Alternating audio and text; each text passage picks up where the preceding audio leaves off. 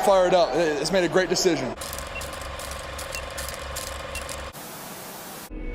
Great teammates, coaches, and other people who want to be Super Bowl champions. And we are. We're going to do it this year. And we're going places because we want to go places. Touchdown, Detroit Lions!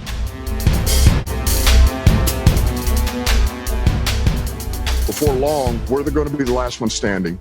We know that we can get out of it. And I think Richie Rich said something right. Richie, this is a win-win situation. If Goff is great, Dose will be unstoppable. Absolutely. If Goff is horrible, Rad will be on fire. Sure. But I think it's a win-win beyond that, man. It's a win-win for the Lions because to me, the upside is so high with this. If Goff can continue to understand what situation with Ben Johnson, they can grow together. Not only is it a win-win because now you got quarterback and OC, which is so important now in the NFL, but you have a situation where you got guys like Kyler Murray, you got Mahomes who's going to start hitting his cap hit. You got Lamar Jackson. I mean, you got all these guys that are going to start hitting their cap hits. And meanwhile, Jared Goff is sitting there and you can still lower it with a cap hit that's like $30 million. And it's going to be nothing in 2 years. 2 years is going to be nothing. That's why I said this is a Super Bowl window. The upside is so fantastic for the Lions here. Because and my thing is I want to make this clear, Rad. I look at it like this. If the Lions have to be willing to put stuff on his plate and allow him to make mistakes this year. I understand that we're saying we expect that the Lions are a playoff, that we expect all these things. I get that. But I also don't want the Lions to try to hide their quarterback and be like, well, let's not put him in this position because we don't want him to make a mistake and lose it. Like, no, you got to put him in all those positions. And if you lose a game because of Goff, whatever it is, and he doesn't make the play or he throws, that's fine because now you know. But we can't go forward with this for 2023, 2024, knowing what the salary cap situation is, but also feeling you have to protect him. You have to protect every quarterback in certain areas, but you can't not allow him to do certain things. In the worst case scenario, you move on, barely take any cap hit, and at least you have 2 first-round picks to work with. I need everybody to be real right here. Would y'all rather have Kyler Murray or Jared Goff? No, let's just take contracts out of it. No, you have take to contracts out of it. It's not fair. It's not fair. No, that ain't fair. Nope. I don't want the Kyler Murray situation. I understand the Goff situation, and I can get out of it. I don't want I don't want that situation of Kyler Murray. Let's take contracts out of it. That ain't fair. Because I think you think Jared Goff's a better quarterback than Kyler Murray. I do. So you think he's above average quarterback? I don't think Goff has hit his ceiling. And I think Goff needed. You don't think he's hit his ceiling? Heck no. And I want to make this very clear. What more do you think he can do? We've seen what Goff is. No, we have not. And this is why I want to say this. It's clear. Let's make this clear. Did Matthew Stafford show us what he was in 2011? No. Heck no. Would I take Matthew Stafford in 2011 over what I had in Stafford last season? Not even close. They're not even in the same category. I wouldn't take Jared Goff in 2018 over Jared Goff in 2021 at all. That stretch that I saw with Ben Johnson, he needs Ben Johnson. He needs a coordinator that can allow him to grow. He needs that. Because McVay tried to hide him and not allow him to be him because he knew where they were and he understood, hey, look, he's limited. And if I put him out there, we might not get to the Super Bowl. I understand that completely. I'm not denying that. But I can't allow my potential future quarterback to be in that situation. And Ben Johnson and the situation should not allow that. To me, no, absolutely. I mean, it ain't even close to me. The last games that I saw with Goff, just in what I saw what they allowed him to bring to the table, what they allowed him to do. I'm not saying stat for stat. Of course, I take a Goff that goes 32-12 over a Goff that goes 19-8. But player for player, I'm not taking that Goff over this Goff. I've seen the film of both, and it ain't even close to me. What more can we, like you said, we haven't seen his ceiling. No. I get the points of I always want a more mature quarterback because that means he should be better above the shoulders. Like mentally, the way he's seeing the game, he should be better. I get that. But what more do you think we can see from Goff? We know he has a above average arm. We know he throws accurate ducks.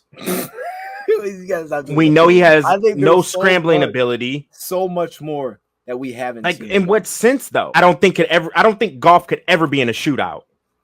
No, I don't agree with that. We saw he could never. He was in a shootout and he won the shootout. I don't think Goff could be in a shootout. We've seen it. I don't think he could. He couldn't be in a 40-point shootout. I don't think Goff could do that. 50-point shootout and he won the shootout. I don't think that's Jared Goff. Perfect pass rating on Thursday Night Football against Kirk Cousins. Nah. Kirk Cousins like, man, you just. I'm not going. That game. But I ain't even trying to go back to that because again, I would take this Goff over that Goff. All I'm saying is this: what I've seen from Goff last year is that they allow. I need someone to allow Jared Goff to allow him to see his potential, because I don't think we've seen it yet. I think Jared Goff has been kind of like, hey, this is what we know that you're okay with, and we're going to do that because we know when there's win window. Now Goff, 27 years old, I need to see Jared Goff with the spotlight. I need to see someone that allows him to grow in an offense that's built for him. That's what I need to see. So the growth, I don't think the ceiling's even close, because we don't know. The ceiling, he may have already hit it, and he may fall apart, and he just may not be the guy. But I don't think we've seen that yet. We haven't seen that opportunity for him yet. Just like I never felt like give you a good example. Just with our last quarterback, Stafford, he had a very small window where it was very close to kind of seeing maybe what his ceiling could be. And that was 2019, when he had an offensive coordinator, Darrell Bevel, that fit to his strengths. He had weapons like Marvin Jones Jr., like Kenny Golladay. He had guys that he could throw to. He understood the game, and we saw him go 19 touchdowns, 5 interceptions. He posted his highest passer rating, and some people thought that he's a top 5 quarterback. And now, and as a whole, no one ever thought Stafford was a top 5 quarterback. I always sat there and said, hey, he's a top 5 guy. I thought he was. Absolutely. Me and you were on the same page. And we got to see the glimpse of statistically he was a top 5 quarterback in that 8-game stretch in 2019. I want to see Goff in that same situation. Not saying a perfect situation, not that. I'm saying I want to see him in a situation where he's allowed to grow and see what that is. And I think last year we started to get a glimpse of they're allowing him to. You got to put your guy in a position to be successful, but I also need to see him fail.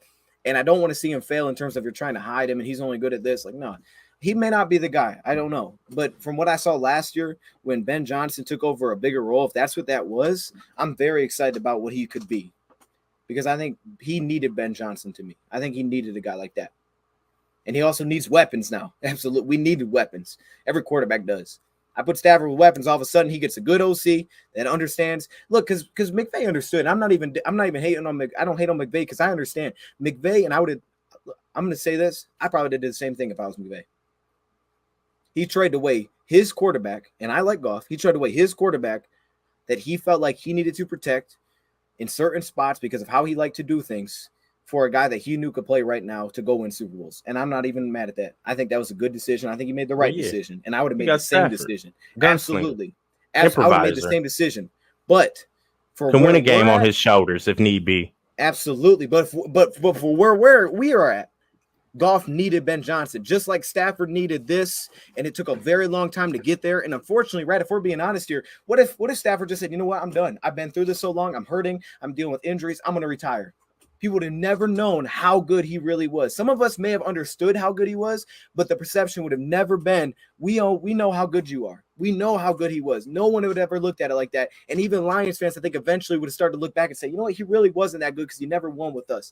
Goff needs Ben Johnson to allow him to try to show us what he can be and grow as a quarterback. Because Goff wasn't put in a situation which a lot of rookie quarterbacks are. Usually you draft a quarterback, you say, hey, this is a coordinator. He's going to build around you, and we're going to start putting weapons now that we got you. Goff was never in that spot. Goff was here. Yeah, we have weapons, and we're going to start throwing those to you, but this guy didn't draft you. You're already in a Super Bowl window because you got a fantastic head coach.